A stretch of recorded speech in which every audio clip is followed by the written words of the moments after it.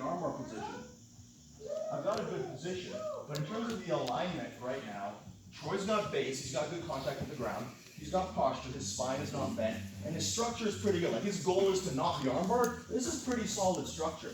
Part of the reason for that is this arm gives him access to a lever to my hip.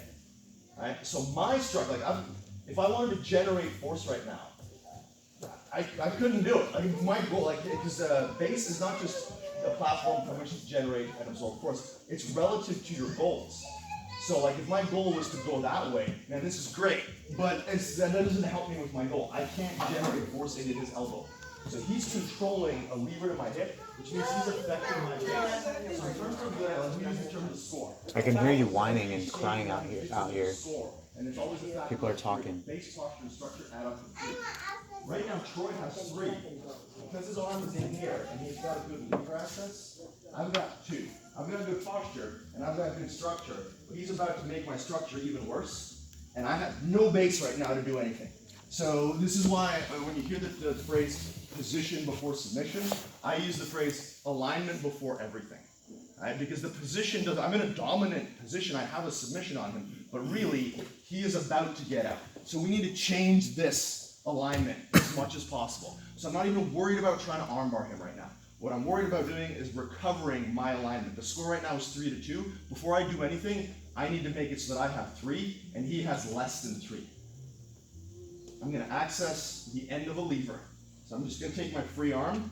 So if I'm hooking his arm with my right arm, my left arm is free. I can grab his wrist. I can also, like if you've got the ability to do it, you can do it with the same arm. Right? But if you can't, it's okay. Just use your other arm. And now it's not so much about pushing his arm in, because like, don't let me push your arm in. I can't really do it. But I can take my leg off and deny him access to that lever. And now I'm controlling both levers to his torso. So I've got his wrist here. I'm controlling my wrist, or I could be doing this. My chest is staying tight. And now I've got some base. Now I can push in whichever direction I want to. I could use this to re-attack the armbar, but in this case, we're going to go to the back. This is my preference. This won't get you any points in IBJJF, so if you're worried about scoring, definitely make the hooks. But this is a really good way of controlling rotation, which still doesn't leave me vulnerable to any of like the crazy ankle locks or anything like that. And I can always look for the body triangle if it becomes available. All right. So again, he's blocking. I take that option away from him, and I keep my abdomen and my chest forward, so that he can't withdraw his elbow. I'm leaning forward as much as I can. Now I'm going to pull his arm, his right arm, this is a lever to his shoulder. I'm going to pull it past my chest, but just so far, so let's rotate around a little bit. Just so far that I'm controlling him without letting his elbow touch the ground. If I let his elbow touch the ground, now he's in base again, and maybe he gets all the way up to all fours, and maybe I disengage my control. So when I pull him up, I'm internally rotating his shoulder by raising my forearm. And now I just scoop my hips a little bit, and I bring my hook into place. Any questions on that? I'm Ken from Squim. Yes. Listen, I'm having a hard time understanding when you say something like that. He has control of your leg, and all he has is a few fingertips in there. It doesn't seem to me like that's a reasonable thing to say that he really has control. So I'm having a hard time understanding. Yeah, for sure. So let's just rotate over. It's not like he's got a few fingertips in. He's like wrist deep.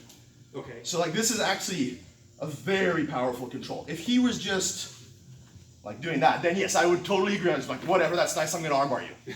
We're assuming here that somebody's got like the best defense possible. Like there are degrees of control. This is actually a really good way of like, so right now, he very much, I can't even touch the ground if he doesn't want me to.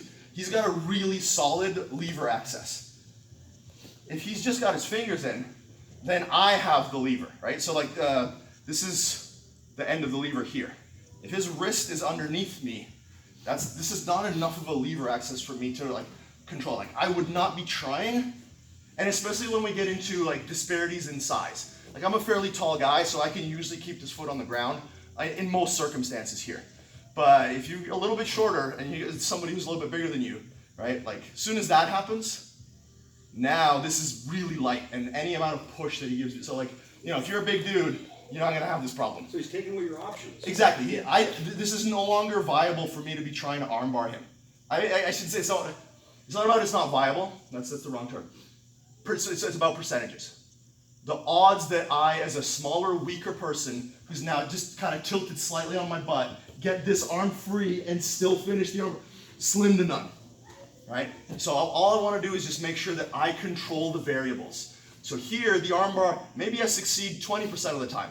Maybe if I'm really good at it, maybe I'm bigger, I succeed 50% of the time. Maybe I succeed 70% of the time.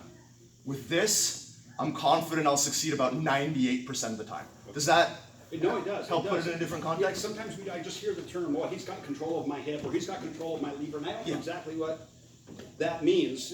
You know, and I think it's helpful to express it in the way of percentage, like how much of my option has he actually taken, how much has he degraded my ability to do the next attack? That depends entirely on like the relative size and skill. Like if I've got really long legs and I'm really strong, he's probably degraded it very little.